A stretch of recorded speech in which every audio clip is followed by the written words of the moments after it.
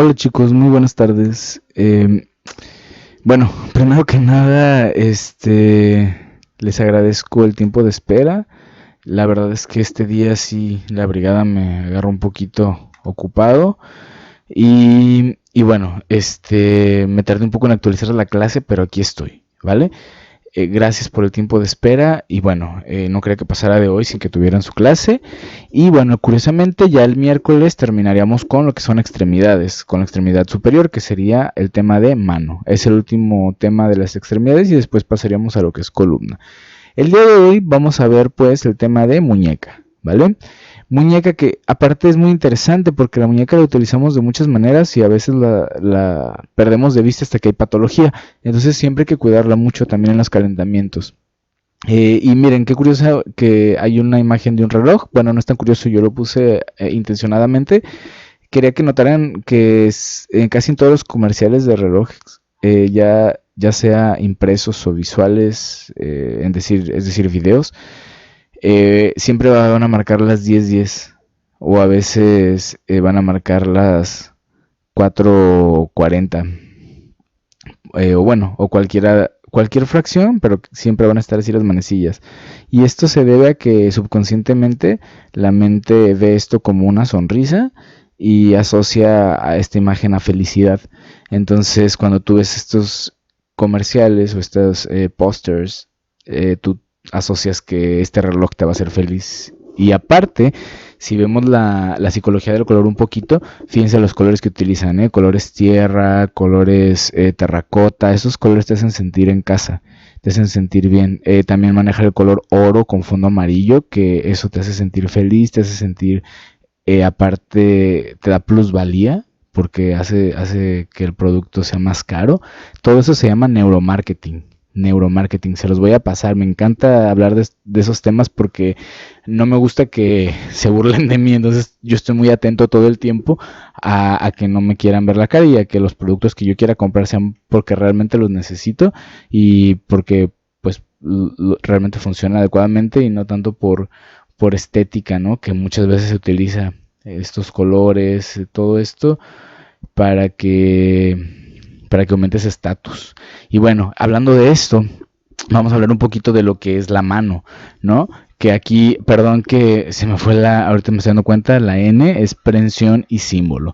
Y bueno, incorrectamente la gente a menudo asocia que el ser humano es el único o es el más alto en la cadena evolutiva por las manos, porque puede hacer prensión por la oposición del dedo pulgar, que no tienen muchos otros animales, pero muchos otros sí, y aparte tiene un sistema mucho más complejo o incluso más refinado para la prensión que el ser humano.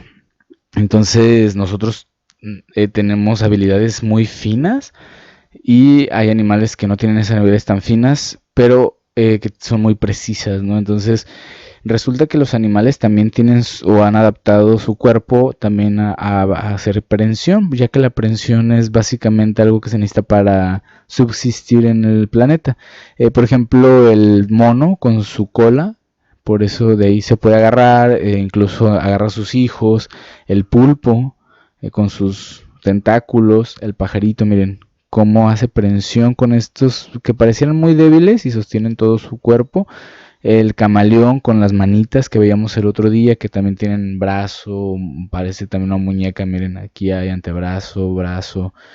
El elefante con su trompita o a los animales con su hociquito, cuando van a cargar a sus mascotas o digo a sus cachorros o a jugar.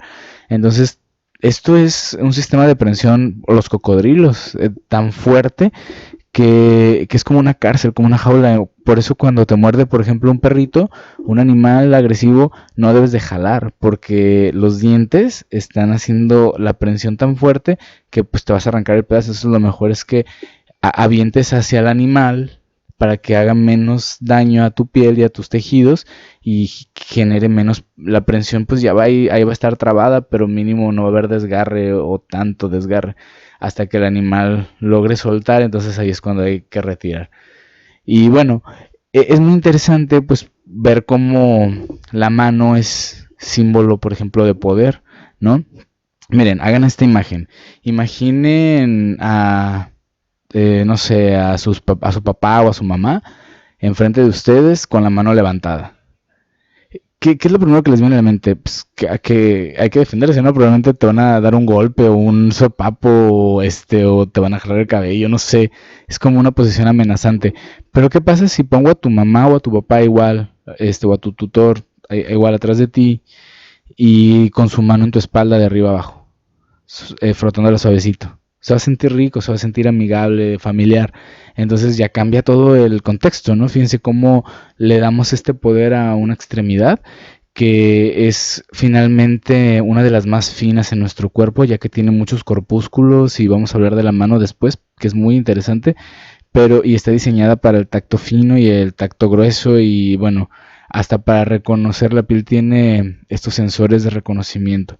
Y bueno, también ha sido símbolo en el humano de muchos factores, ¿no? Porque pues somos un poco más complejos que los animales en cuanto a construir sociedades, somos un poco menos automatizados y más individuales, entonces esto nos lleva a que hay una riqueza de una multiculturalidad, y pues esto a la larga genera también muchos factores que van a determinar ciertas conductas y pensamientos, y se utilizan curiosamente en varias culturas y en ciertos tiempos la mano como un símbolo de poder. Fíjense, ¿qué pasa si yo pongo esto?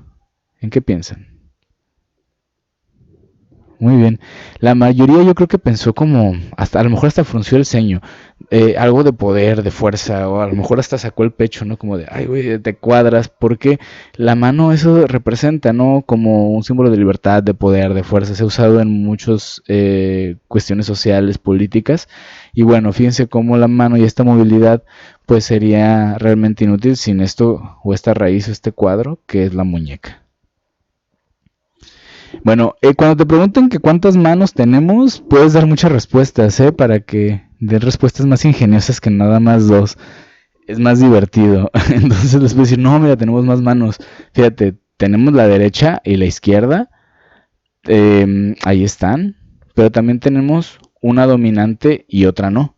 Por ejemplo, aquí vemos a alguien de diestro que está escribiendo. Sabemos que es diestro por la postura de la mano. Y fíjense cómo esta persona eh, escribe de izquierda a derecha. ¿Mm? Hay gente, el 80% de la población se dice que es diestra, el otro 20% es zurda. Escriben igual, pero con la otra mano. Se les dificulta un poquito más, por eso la tuercen. Por eso casi todos parece que están como abrazando la hoja. Debería haber más bien unas mesas adaptadas del lado izquierdo para que ellos puedan escribir normalmente. Entonces, que puedan escribir derecho, pero hacia acá, con un poquito más de espacio. Y el problema es que no se da mucha atención a esto porque pues es poca la población, 20%. No se mueren más rápido, no es cierto, todos esos mitos. Son exactamente igual que nosotros, solo que es más dominante ese lado para ellos, y para nosotros es más dominante el derecho. Hay algunos que somos más dominantes en ambos, a eso se les llaman ambidiestros, podemos escribir con facilidad con ambas manos. A mí me cuesta un poco trabajo con la izquierda, pero también con la derecha. Escribo un poco feo, pero intento escribir con ambas y lo he logrado. No soy ambidiestro como de nacimiento, de que yo podía hacerlo, no, yo siempre fui diestro, pero quería desarrollar también el otro tipo de escritura con otra mano para saber qué se siente, cuáles son las posturas. No sé, me da mucho la atención, y también desarrollar capacidades nuevas, es muy interesante. De hecho, Leonardo da Vinci, un personajazo, ¿no? De la historia, actor, científico, inventor, maestro de maestros. Él no solo era ambidiestro, sino que era, no me acuerdo cómo se llama, biciambidiestro o algo así, que aparte de poder escribir con ambas manos, escribía con ambas manos al mismo tiempo, y con ambas manos bidireccionales, y escribía 2 páginas al mismo tiempo. Entonces, poder fraccionar su cerebro. Bueno, es uno de los dimes y diretes que dice, ¿no? Probablemente lo estemos elevando, a lo mejor no. Yo sí soy de la idea de que, pues vean lo que hizo, ¿no? Y cómo seguimos hablando de él tanto tiempo después. Entonces, son innegables ciertos talentos. Bueno, aparte tenemos una dorsal y una palmar. Ahí está, miren, la palmar en la palma, y la dorsal, el dorso de la mano. O sea, cuando hablamos de palmas, solo estamos hablando de las manos. Cuando hablamos de plantas, estamos hablando de los pies. Así es. Entonces, eso de decir, ¿me rascas la planta de los pies? O, es que me duele la planta de los pies. Es que tengo como suena la palma de las manos. Es como decir, voy a subir para arriba, o voy a bajar para abajo, o voy a meterme para adentro, o ese medicamento mío que me recetaron a mí y a nadie más. Es como, se llaman pleonasmos. Entonces, es suficiente con una. Si dices palma, hay que ubicarnos en manos. Si dices planta, pie. Y eso hay que hacérselo saber a nuestros pacientes. Yo sé que ustedes pues lo saben desde el primer semestre en anatomía, pero los pacientes todavía están con esta idea, como este lenguaje, y hay que también corregirlos, porque es nuestro deber. Nosotros, como gestores de la salud, no solo nos encargamos de la salud física, o de la salud bioquímica, o de la salud nutricional, también, o de la salud mental solamente. Nos encargamos de reeducar al paciente. El hecho de que aprenda a hablar bien también le va a ayudar a que tenga mejor sinapsis, mejor función cognitiva y por tanto más equilibrio. Te conviene, como licenciado en cultura física, que desarrolle equilibrio, fuerza, potencia, dinámica, estabilidad. Todo lo que hemos hablado desde el principio, desde mitad del semestre me tocó con ustedes, pero lo que hemos hablado desde el principio del curso, porque el curso sí no lo aventamos completo. Entonces todo eso es gracias a esas capacidades. Y si tú empiezas a desarrollar al paciente, no solo a que haga bien las cosas, sino que también hable bien, que se mueva mejor, el paciente va a ver mucha mejoría y pues va a ser un paciente más sano, más culto, que va a pasar toda esa cultura a sus hijos y a toda la gente que le rodea. Es como un trabajo en cadenita. Muy bien, ahora también tenemos una mano cubital y una radial. Entonces la cubital sería esta parte y la radial sería esta parte. Recuerden, para recordar los huesitos, cada radio tiene su antena, ¿vale? En este caso la antena sería el pulgar, se mueve a todos lados como una antena. Entonces todos los radios tienen su antena y esta sería la parte cubital. Y bueno, piensen en la mano como una mano objetiva. La mano, ¿cuántas cosas han hecho con su mano? Les apuesto que han hecho cosas que ni se han dado cuenta de qué función tienen como un objeto o una herramienta, hasta que ahorita que se los voy a decir, fíjense. ¿Quién se ha sacado cerilla de los oídos? Yo creo que todos, ¿no? De repente. Es como un hisopo. Es lo mismo que hacemos con un instrumento con algodón para retirar el exceso de cerumen. Lo puede hacer tu dedito con mucho cuidado. Sin entrar, ¿verdad? No hay que entrar con el hisopo, solo lo que esté por afuera. Entonces, ¿quién ha agarrado un termo, como una pinza, un soporte? ¿Quién ha agarrado la mano de su novio o novia? ¿Con qué delicadeza o con qué firmeza? ¿Quién ha peinado a su sobrinito? O se ha peinado por la mañana, o se ha rascado. Entonces, fíjense, puede servir como un tenedor, como un cuchillo, peina, taladro, como un vaso para tomar agua cuando no hay nada, un bastoncillo, de sombrilla cuando te da sol, de pie, hasta de pie puede funcionar. ¿Cómo? Cuando estamos en cuatro puntos, ahí funciona de pie, de martillo, de parachoques, etcétera. Entonces, de ahí que la mano sea tan interesante. Y bueno, lo interesante de las cuestiones fisiológicas y anatómicas, que son muy funcionales y muy dinámicas, es que tienen una buena, o deberían tener una buena base para poder moverse adecuadamente. ¿A qué voy con esto? ¿Recuerdan los edificios en México que pues tuvieron colapsos y demás cuando hubo un temblor en el 85? Después se habilitaron y se les pusieron amortiguadores. Entonces, como tiembla mucho ahí, esto hace que los edificios sean como una palmera, que se puedan mover un poquito, pero tienen bases firmes. Entonces, lo mismo pasa con las palmeras aquí en la playa. En los huracanes, las palmeras casi nunca se vuelan, ¿no? Porque soportan un montón, o los bambús se doblan mucho, son muy flexibles porque tienen una buena raíz. Entonces, así debería ser la muñeca.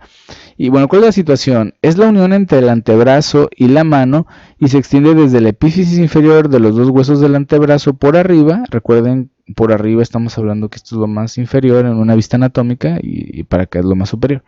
Entonces ahí está el radio con su antena, con el pulgar. Y bueno, y se extiende hasta los dos huesos del antebrazo por arriba de la segunda fila del carpo abajo. Esta es una zona estrangulada entre el antebrazo y la mano. Aquí justamente a nivel óseo se constituye el túnel carpiano y es donde tenemos grandes problemas que ustedes van a ver después en rehabilitación. O a lo mejor ya los han visto, que es el síndrome del túnel carpiano. Bueno, ¿cuál es la función de la muñeca? La muñeca tiene básicamente la función de una raíz. Es la estabilidad de la mano, es lo más importante. Sería imposible cualquier actividad si la muñeca fuera móvil e inestable. Si la muñeca se pudiera mover y no fuera rígida o estable, entonces la mano no podría tener esa libertad de movimiento que tiene. Y aquí precisamente podemos notar la complejidad de tendones y músculos que se insertan en la muñeca y que la hacen tan rígida y tan fuerte, y por eso tenemos a veces tantos problemas cuando no se hace un ejercicio adecuado, cuando hay anatomías variables o cuando tenemos lesiones postraumáticas por una mala postura. ¿Cuáles son sus principales patologías? Bueno, en la traumatología, como siempre, los accidentes de muñeca, que serían básicamente torceduras y fracturas del extremo inferior o lesiones del carpo, como el escafoides y el semilunar. Básicamente, por ejemplo, aquí lo que está afectado sería el radio, que está roto, ¿ya lo vieron? Está todo roto. Ahí está una vista lateral. Fíjense cómo, recuerden cómo les decía que se leen las radiografías. Miren, ahí va la línea, la línea, la línea, la línea, la línea. Aquí de repente hay una curvatura rara, pero lo podemos comprobar acá. Fíjense cómo aquí se ve que está roto. Y luego ya regresamos y la línea es normal. Aquí está toda la fractura. ¿Cómo se arregla esto? Esto es quirúrgico. Entonces tenemos que abrir, tenemos que meter una placa y tenemos que poner unos tornillillos. Se quedan ahí unos meses, luego los quitamos. O un mes, a veces no es tanto. Aquí está la fractura, fíjense. Cómo se ve la descontinuidad del hueso. Esto hace un callo óseo después de un tiempo y retiramos. Depende cómo haya sido la fractura. Y también qué edad tenga el paciente. Ahora, en la reumatología, básicamente tenemos algo que es horrible, se llama síndrome del túnel carpiano. También tenemos degeneraciones artrósicas, pero este es uno de los principales y más dolorosos síndromes, que precisamente es un atrapamiento aquí en el túnel carpiano, que dijimos que era como muy duro y pequeño, y entonces el nervio tiene una inflamación y el paciente tiene dolor, no puede movilizar sus dedos y tiene diferentes posturas, que serían la mano de predicador o postura en garra. Cuando ustedes vean esto, cuando llegue un paciente con esta mano, como predicando o un poquito más encorvada y le duela, ahí ustedes deben de saber, trae un atrapamiento del túnel carpiano, del nervio mediano, entonces necesita irse a traumatología, necesita irse a cirugía, para que puedan descomprimir ese nervio y esto se relaje. También pueden llegarte así, con mano en garrita.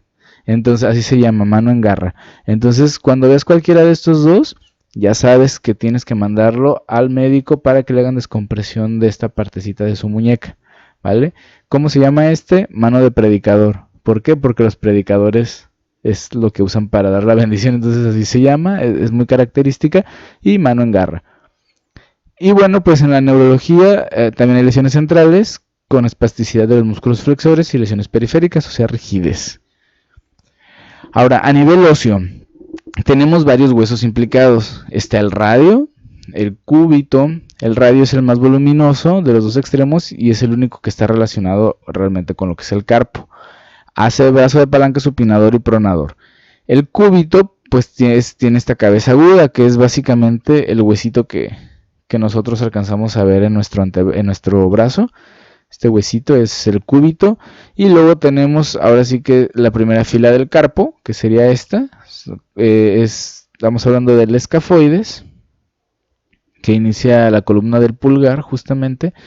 Luego el semilunar, que sería y pues abajo de una campana en los movimientos sagitales, por eso tiene esta inclinación, y aquí también. Y luego está el piramidal, que es el más medial y no está en contacto con el cúbito. Luego tenemos en la segunda fila lo que sería el hueso trapecio y trapezoide, el hueso grande y el ganchoso. Y el pisiforme pues pasa a ser parte también de la segunda línea. Ahora, a nivel articular tenemos tres articulaciones. La radiocarpiana inferior, que es de tipo trocoide no congruente ni concordante. La radiocarpiana, y es una articulación única del cuerpo y tiene una geometría variable. Entonces eso es lo que hace que haya estos problemas. Y está la mediocarpiana, que puede hablarse de una porción de tornillo, sería por acá.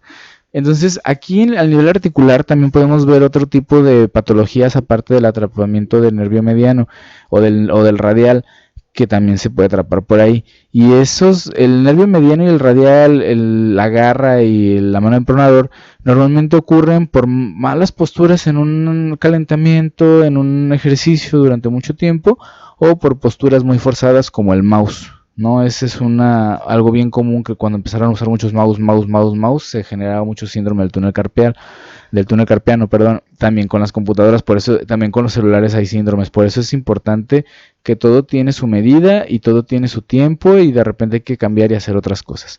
Ahora también tenemos otro muy interesante, que serían los quistes sinoviales o los ganglios. Ganglión le dicen. Entonces aquí de repente en la sinovia, en la cápsula, se forma una escape de sinovial, y entonces se genera un quiste. Este quiste se puede retirar, ya sea por punción del líquido, o se puede abrir, se puede retirar completo. La reincidencia de estos quistes es del 90% de que vuelvan a salir. Entonces, sobre todo es muy común en las mujeres. Y tiene una característica muy, muy interesante. En frío empiezan a crecer y se acumula, y pues normalmente genera un poco de dolor por la tumoración, pero en calor empieza a disminuir y a veces hasta desaparece. Esto se puede quitar pues quirúrgicamente, y puede ser y la mayoría regresa. Eso también es genético. Bueno, a nivel capsulo-ligamentoso tenemos tres cápsulas sinoviales. La radiocubital inferior, que es laxa y su sinovia comunica a la radiocarpana a veces. La radiocarpiana, que también es laxa, y la mediocarpiana, que es la más apretada. Por eso tenemos tantos problemas ahí. Y tenemos tres ligamentos: las radiocubitales inferiores, los radiocarpianos y los mediocarpianos. A nivel muscular, pues tenemos varios músculos, que serían básicamente los propios de la muñeca, que son los músculos del antebrazo, que terminan en la base de los metacarpianos y no llegan hasta los dedos, o sea, terminan como por aquí. Estos serían los de la muñeca. Serían los flexores y extensores cubitales del carpo, el flexor radial del carpo, los extensores radial largo y corto del carpo. Y los músculos largos de los dedos, que serían cuyos tendones ejercen una acción a nivel de los dedos y discurren por la muñeca. Entonces esos serían los músculos que podríamos clasificar como de la muñeca. Ahora, en su articulación radiocubital inferior tenemos varios movimientos. Tenemos la pronación y la supinación. Cuando el codo está flexionado en ángulo recto, el movimiento en donde la mano gira la palma hacia abajo, gracias al ligamento pronador, se le llama pronación. Es esta imagen que vemos aquí a su derecha. Aquí utilizamos los músculos pronadores redondo y el cuadrado. Y cuando el movimiento en el que el codo flexionado en un ángulo de 90, la mano coloca la palma hacia arriba, a esto se le llama supinación, y es gracias al ligamento supinador y a los músculos supinador y bíceps braquial. O sea, fíjense cómo desde el brazo estamos utilizando también cuestiones de la muñeca. Ahora, en la porción radio y mediocarpianas tenemos la flexión y la extensión. La flexión sería el movimiento en el que la palma se acerca a la cara anterior del antebrazo, sería viéndolo de frente hacia acá, y la extensión es cuando la cara dorsal se acerca a la análoga del antebrazo, que sería llevar los dedos a la cara anterior a la cara posterior del antebrazo, perdón.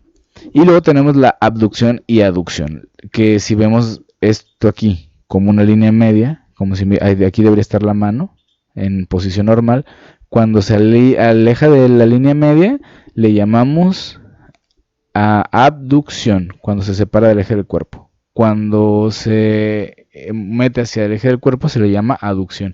Y esto es gracias a los radio y metacarpianos. Ahora vamos a platicar un poquito, ya vimos las movilidades y las anatomías.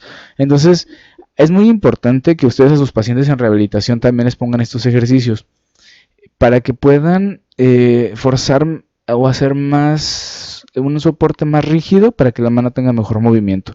Y pues básicamente serían activar el rango de movimiento con extensiones, flexiones, abducción, aducción.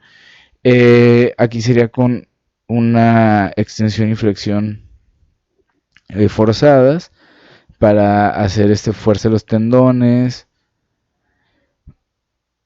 Y bueno, ejercicio con botecito, con peso.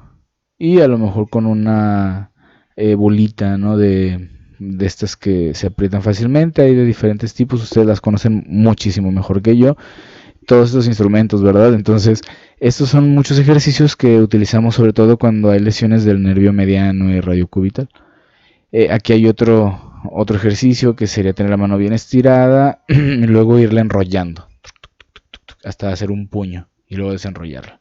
Esto nos ayuda muchísimo para fortalecer muñeca. Acá tenemos otro que es muy, muy bueno. Estábamos hablando que también se insertan muchos músculos, muchos tendones de los dedos en la muñeca, entonces ir contando. Esto fortalece también mucho la muñeca y se puede sentir hasta en el antebrazo. Y bueno, también podemos, por último, hay muchos información, muchas bibliografías. Por ejemplo, aquí les bajé una bibliografía en donde nos dicen que hay que ejercitarse de forma lenta, aumentando progresivamente el número de 10 a 15 repeticiones hasta un máximo de 30. No debe de haber dolor, no hay que... puede aplicar calor local antes de realizarlos y frío al finalizarlos, lo que sería el calentamiento y el enfriamiento. Y esto lo hacemos sobre todo para pacientes que no pueden ya moverse. Por ejemplo, hay pacientes que tienen una patología que se llama anquilosis y en la anquilosis las articulaciones empiezan a fundir, entonces la articulación se queda pues rígida y el paciente ya no puede agarrar bien las cosas, se le caen porque no tiene una buena estabilidad de la muñeca. Entonces ahí es donde le pone estos ejercicios a que se caliente sus manitas, claro que también le pueden ayudar en su casa y que haga estos ejercicios poco a poco para poder recuperar un poco de su movilidad, para que los pacientes no se vean desprotegidos y que piensen que ya se acabó su vida, sino que tienen una oportunidad de salvar su función, pero le tienen que echar ganitas y tienen que hacer los ejercicios diario, y van a ver resultados como en todo, como en todo. Y bueno, chavos, creo que eso es todo, así es, entonces les agradezco mucho que me hayan tenido paciencia, ya les actualizaré mano, que es nuestra última clase de extremidades y nos vemos con columna. Gracias a los que han subido sus cursos, sus trabajos, tengo ahí unos pendientes, los voy a revisar. Y bueno, sin más me despido, chicos, que tengan bonito día.